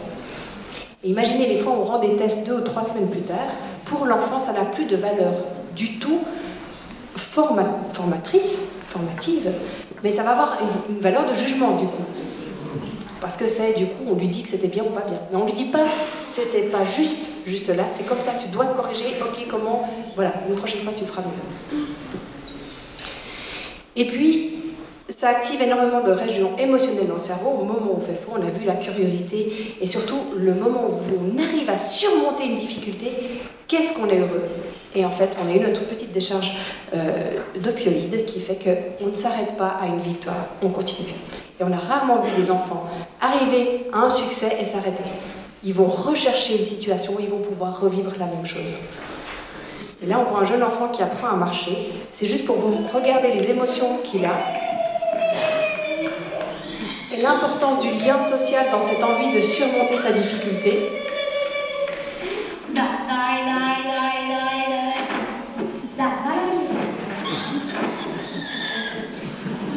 Et il veut pas d'aide, parce que il y a cette forme de dignité quand on arrive à se corriger par soi-même, c'est d'y arriver seul. Et on rencontre souvent des enfants qui disent « non, je veux le faire moi », parce qu'on a cette dignité humaine de vouloir surmonter les difficultés.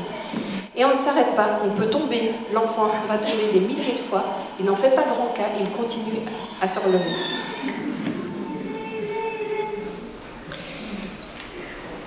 Et donc, voilà, le matériel autocorrectif. Et puis, j'ai été un peu vite sur la fin pour pouvoir avoir le temps juste de vous parler en quelques mots des recherches qu'on a faites jusqu'ici et qu'est-ce qu'on a obtenu.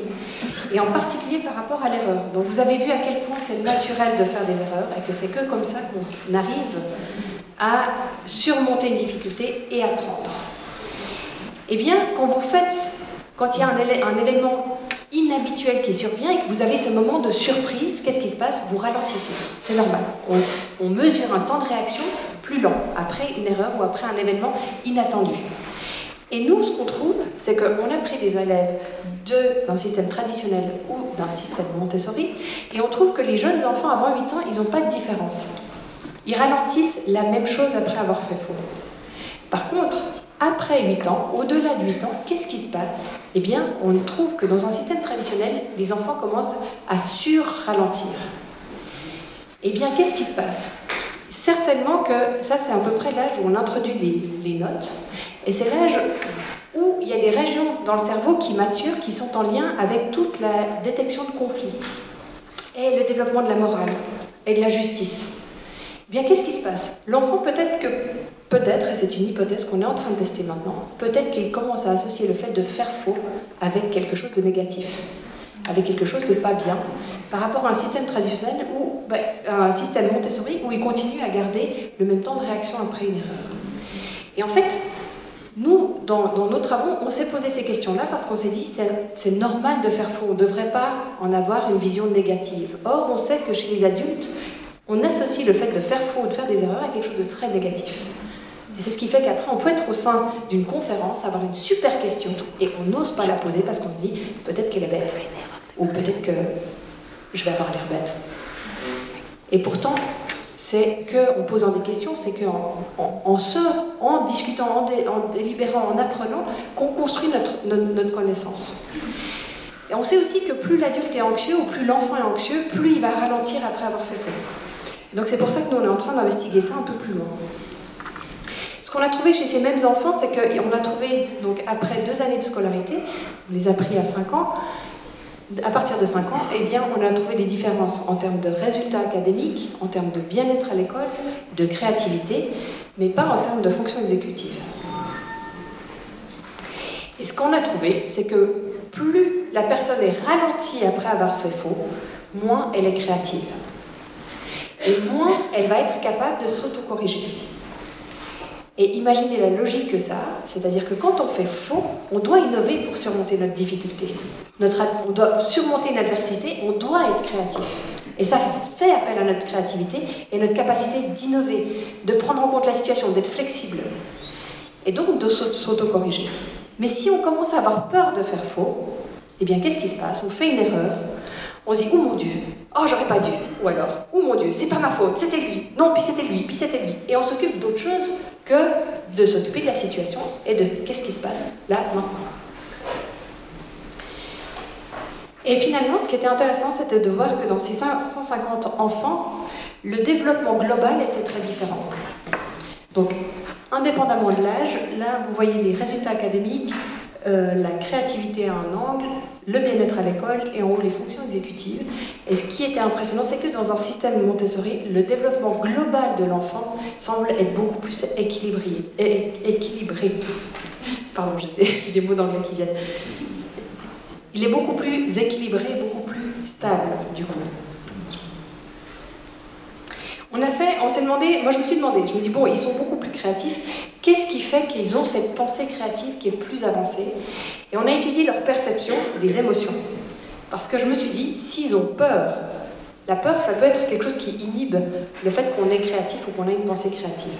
Et donc on a fait une expérience où, ici, il y a 50% de surprise et 50% de peur. C'est un morphe. Et si je vous demande qui c'est qui voit de la surprise, qui c'est qui voit de la peur, eh bien votre réponse va être influencée par votre état d'esprit intérieur. Ou alors vous allez regarder dans le contexte si vous voyez quelque chose pour interpréter cette situation. Et on s'est demandé comment ils allaient interpréter un contexte d'un enfant par rapport à un contexte d'un adulte. Et ce qu'on a trouvé, et ce qu'on s'y attendait pas du tout, c'est que des enfants d'un système traditionnel voient beaucoup plus de peur quand c'est un adulte ou un enfant en contexte même si celui-ci est neutre, c'est-à-dire qu'il n'exprime pas d'émotion. Donc, pour eux, cet enfant-là, il doit avoir peur s'il y a un adulte en contexte ou s'il y a un enfant en contexte, même si cet enfant-là n'exprime rien. Et là où c'était intéressant, c'est qu'une autre expérience qu'on a faite par après, pour mesurer si on a un biais vers des émotions positives, donc si vous avez un biais positif, c'est que vous allez être quelqu'un qui a plutôt tendance à voir les choses du bon côté, le verre à moitié plein, comme on dit. Et si vous avez un biais vers le négatif, vous allez être plutôt de ceux qui disent « Ah oui, mais… » puis toujours voir ce qui est négatif. Eh bien, on trouve que dans un système Montessori, les enfants ont tendance à avoir un biais positif. Et donc, ils voient les choses de manière beaucoup plus positive, ce qui influence certainement aussi la manière dont ils entrent en relation avec les gens. Et ce qui est intéressant, c'est qu'on voit que si on est quelqu'un de beaucoup plus positif, on est plus ouvert et donc on est aussi plus créatif. Et finalement, on a regardé tout ce qui était intégration multisensorielle, comment les enfants utilisent leur sens. Et ce qu'on voit, c'est que dans un système Montessori, ils font plus d'intégration multisensorielle, c'est-à-dire qu'ils utilisent spontanément plus de sens en même temps. Ils les combinent. Et ça fait qu'ils mémorisent mieux et qu'ils ont une meilleure mémoire de travail. Donc ça, c'était des résultats comportementaux. Et maintenant, on a fait venir des enfants pour des études d'imagerie avec des EEG, et puis pour regarder leur intégration multisensorielle, leur relation à l'erreur, et puis aussi dans un IRM pour voir les neurocorrélats, donc regarder comment leurs routes se font dans leur cerveau. Et puis, donc ça c'est des résultats préliminaires où on va regarder, donc quand je parle de routes dans le cerveau, c'est vraiment, on peut regarder maintenant les chemins et comment ça se construit. Alors il y en a beaucoup, pour beaucoup, il y a beaucoup de choses pas variables, parce qu'on est quand même, on a évolué pendant beaucoup d'années, mais il y a une part variable, une part de différence entre les individus qui dépendent de nos expériences. Et c'est ces différences-là qu'on est en train de regarder.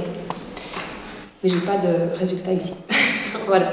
Merci beaucoup pour votre attention. Si vous avez d'autres questions ou des questions supplémentaires, vous pouvez m'écrire sans autre. Je réponds toujours avec beaucoup de plaisir, jamais très à l'heure. Mais si vous êtes patient, je réponds volontiers et puis je transmets aussi toutes les références ou des références supplémentaires si vous en avez besoin. Et pour toute personne qui est intéressée à aller plus loin dans cette compréhension plus scientifique de Montessori, en fait c'est juste mon nom pour mon prénom. Non, mon prénom pour mon nom. Et c'est Unige, comme l'Université de Genève.ch. Et pour toute personne qui est désireuse d'approfondir cette idée et ce lien qui se fait entre Montessori et toutes les connaissances scientifiques que l'on a, il y a beaucoup de thèmes qu'on n'a pas eu le temps d'aborder, mais on a mis en place une formation. Et puis, je vous invite à aller regarder le site si ça vous intéresse. Voilà. Merci beaucoup. Merci pour cette conférence passionnante. Une petite question, est-ce que dans vos recherches, vous avez aussi également étudié les dynamiques de genre et Montessori? Puisqu'on sait que l'école traditionnelle est souvent pointée du doigt pour instiller dans l'esprit des enfants des gender inequalities, comme on dit, et des dynamiques déséquilibrées. Est-ce que vous savez, ce qu'on sait, si Montessori fait mieux que le système traditionnel de ce point de vue-là ou pas? Alors, à ma connaissance, il n'y a pas d'études spécifiquement là-dessus. Par contre, il y a une étude d'Angeline Lillard qui est sortie en 2017, pas par rapport au genre, mais par rapport aux inégalités sociales, et qui montre qu'une école, un système Montessori diminue ces inégalités-là, et fait que les enfants qui ont peut-être un environnement familial moins favorable vont pouvoir rattraper et égaliser les autres. Mais par rapport au genre, je ne connais pas d'études là-dessus. Peut-être quelqu'un a peut-être entendu quelque chose, mais... Vous pourriez répéter le nom, s'il vous plaît, Angeline Lillard. Angeline Lillard. Lillard. J'en ai pas parlé, mais c'est une erreur de ma part parce qu'elle a vraiment inspiré beaucoup du travail de recherche qu'on a fait. Et c'est une des premières à avoir fait des recherches quantitatives sur Montessori, vraiment de manière très élégante avec des écoles Montessori publiques aux États-Unis où les enfants ils sont assignés de manière aléatoire. Donc c'est vraiment... elle a fait un excellent travail. L'étude, si jamais, d'Angeline Lillard, qui est sortie en 2017, est sur le site de Public Montessori et a été traduite par Google Traduction. On comprend. Il y a aussi une étude en 2006 qu'elle a fait qui est très intéressante. Je ne sais pas si elle est disponible aussi, mais je pourrais vous l'envoyer pour la mettre disponible si jamais. Je crois qu'il y a eu... Oui. Bonjour, est-ce qu'on a des indications sur l'impact de la culture du pays dans lequel est hébergée l'école Montessori sur l'impact de la culture sur le résultat pour les enfants? J'aurais tendance à penser que la culture américaine, la façon dont ils voient les enfants, leur discipline, un certain nombre de choses rentrent en résonance avec Montessori, peut-être un peu plus que la culture française, où par exemple la culture de l'erreur est quand même très différente. Alors, c'est effectivement vrai, de toute façon il y a une influence culturelle et une influence parentale. Ce que nous on a trouvé, c'est qu'on a reproduit, donc ce que je vous ai montré, on a reproduit les études d'Angeline Lillard qu'elle a menées aux États-Unis sur tout ce qui était créativité et fonctions exécutives et résultats académiques, et on a obtenu exactement la même chose, et bien-être en Suisse. On a mené aussi une étude en France, dans une école à Lyon. On a obtenu les mêmes résultats. Par contre, comme c'était une école avec qu'un petit nombre d'élèves, on n'a pas pu exploiter ces résultats-là. Mais on retrouve de manière vraiment systématique les mêmes résultats. Et on a reproduit aussi en Suisse une étude qui a été faite en France sur la créativité, et on retrouve les mêmes résultats. Donc visiblement, ça semble répondre à un développement universel de l'enfant qui dépasse les frontières. Après, c'est sûr qu'il y a une influence culturelle, il y a une influence de l'enseignant, il y a une influence de... C'est tout à fait vrai. Et ça, on essaye de le contrôler au mieux quand on fait des expériences. On ne peut pas tout maîtriser. Mais ce qui était intéressant pour moi, c'était de voir qu'on retrouvait les mêmes résultats qu'Angeline Lillard aux États-Unis et qu'on retrouvait les mêmes résultats que Besançon et Lubart en France.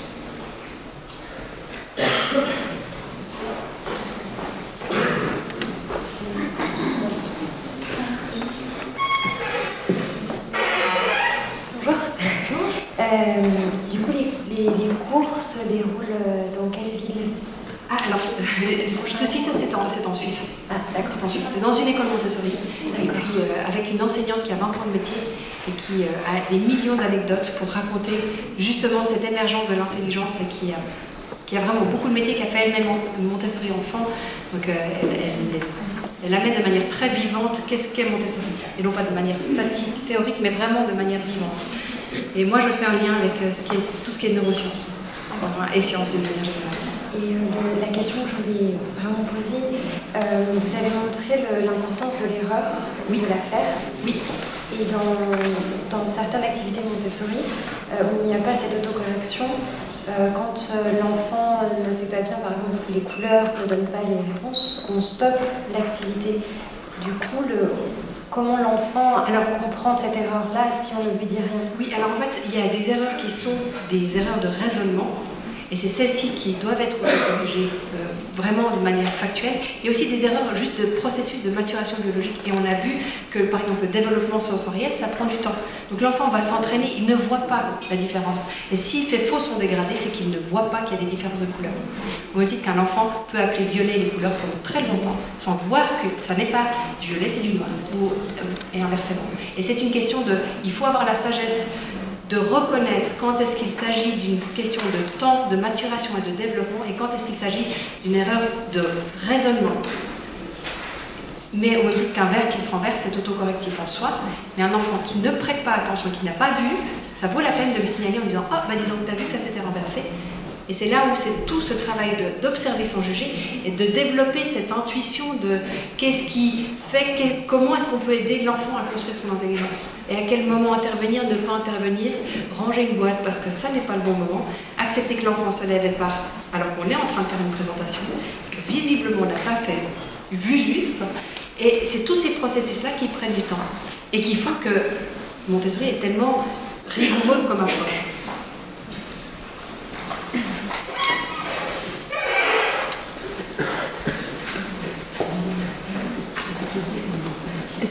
vous êtes en lien avec le ministère de l'Éducation nationale, si ça s'y intéresse, est-ce que non, apparemment non. Mais s'ils me contactent, je les reprends volontiers. D'accord. Mais même en Suisse, je suis affiliée à l'Université de Genève, j'ai beaucoup d'échanges avec les directeurs d'école et on a monté donc toutes ces recherches. Il faut imaginer que c'est des partenariats, on va dans des écoles traditionnelles, donc on va en disant on aimerait comprendre qu'est-ce qui convient le mieux au développement de l'enfant. Est-ce que vous êtes d'accord qu'on vienne voir vos élèves, qu'on travaille avec vos élèves pour comparer? Donc imaginez l'ouverture d'esprit qu'il faut quand même aux enseignants et aux directeurs d'école pour nous ouvrir leurs portes. Et au moment où on vient avec des résultats en disant on trouve des différences, et puis j'ai été très surprise parce que j'avais très peur la première fois d'aller revoir le directeur de l'établissement pour lui montrer les résultats.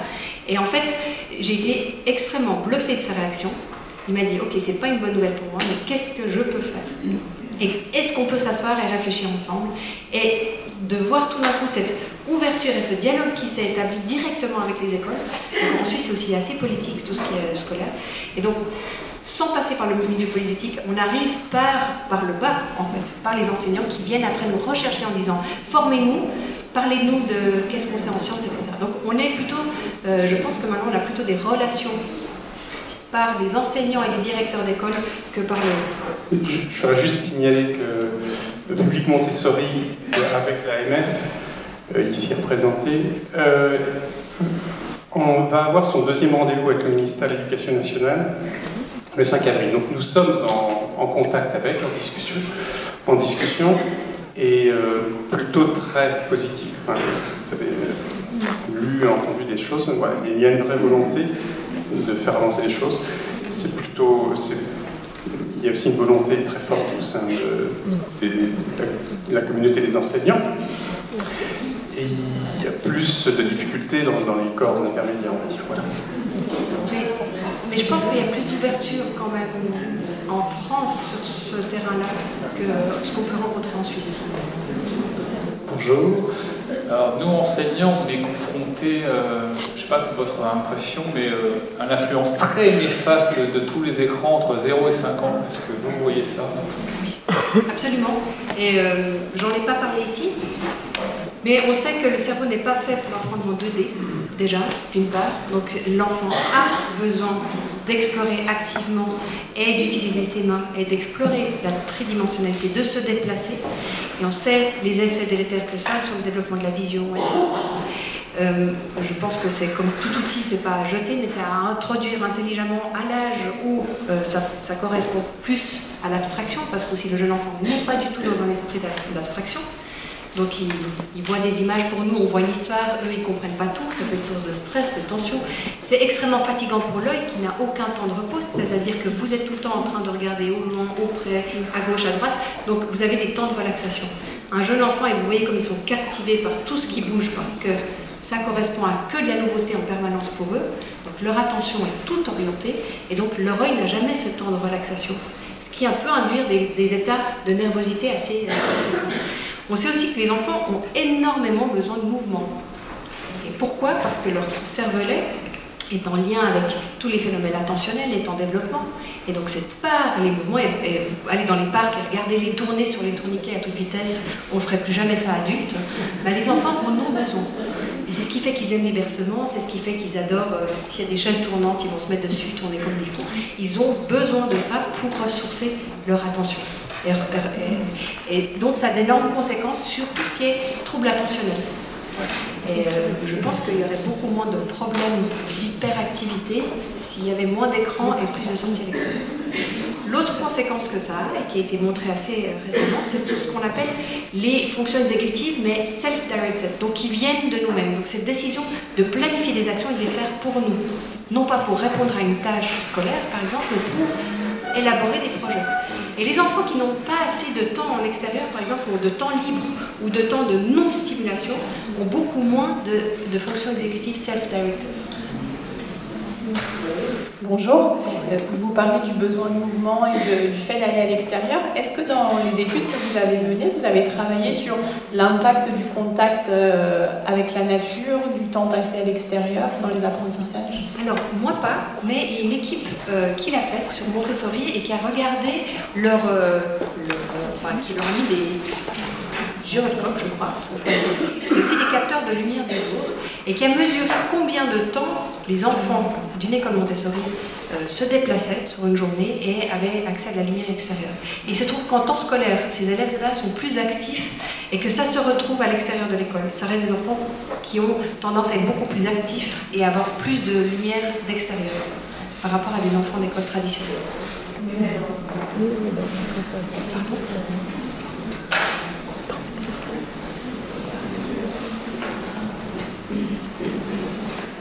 Et c'est logique parce qu'on pense qu'ils ont l'habitude de bouger, ils aiment se déplacer, ils vont rechercher ça aussi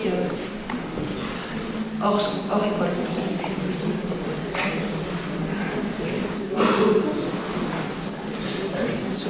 Vous avez parlé tout à l'heure des activités avec un but, des activités sportives, je crois aussi, avec un but déterminé.